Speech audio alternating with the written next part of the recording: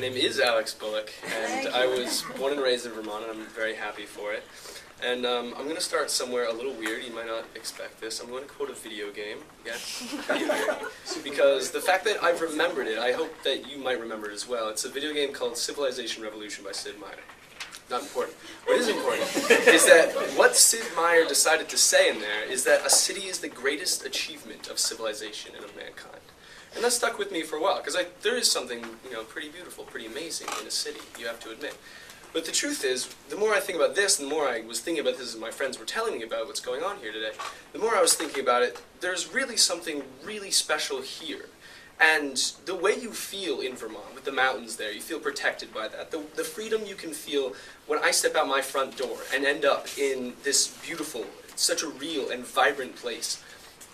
The truth is that people feel that everywhere, no matter where you live and in most places. And the truth is that what's happening around the world is affecting everybody.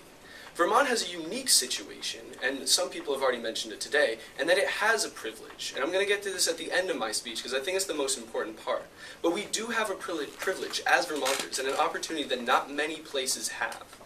So the truth is, everyone feels like this, and that's great. And this inimitable opportunity for us in Vermont to experience this and to value this, we've taken for granted.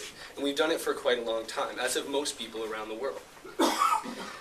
I think that man's next greatest achievement is going to be the reconciliation between this nature, what we want to protect and what we love, and these cities. Because right now we're not doing a very good job of it, as you've heard today. What I want to see is Vermont take up the mantle of the flagship that it has the opportunity to take up. We've already heard today how Vermont is, how it has this opportunity to do this. How many times can you actually be a hero that takes an opportunity that you may not even be able to find the outcome for before you die, before you might not even see the outcome that happens? Vermont is actually in that situation right now. But the problem is that we're in a battle against time, because right now, nobody else is going to do it. If we don't do it, if Vermont doesn't do it, there's not many other people who are even going to consider it.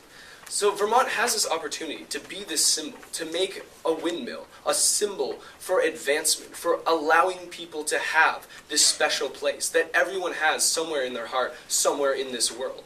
Vermont has that opportunity to actually be this hero.